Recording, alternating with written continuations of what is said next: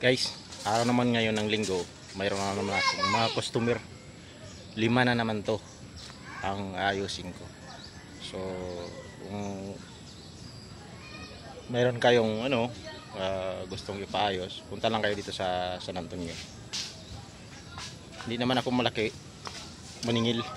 Sa akin lang, makakatulong lang ako. Ayos na. Yan lang guys, punta lang kayo. Basta araw ng linggo, yun ang schedule ko sa ayos ng mga motor.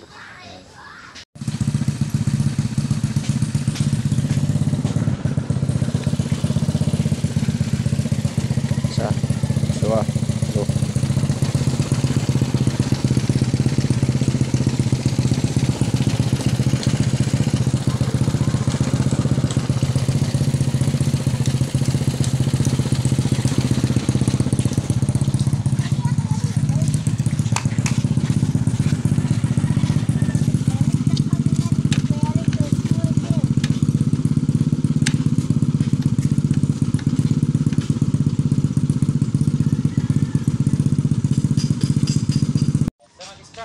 Oh.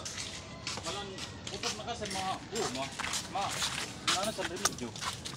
Gumasan iya sa papalitan mo eh. Saan? Sa iya kuan. Sa tornilyo ang pinapalsakan. Oh, guys, papalitan mo it.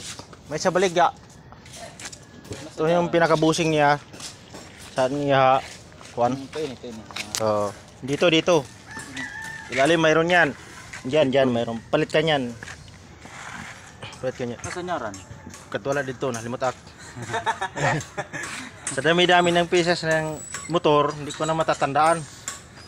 Pero pag nakita ko, alam ko kung saan. Diba? Iunahin ko muna itong dayo para lagunain. Ayun pa. Oo, laguna. Wala mo, karating ka Samar daw.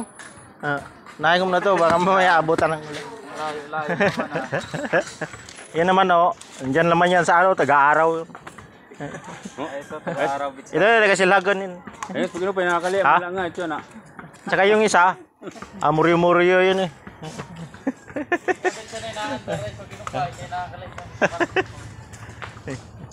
Man na bagong taon.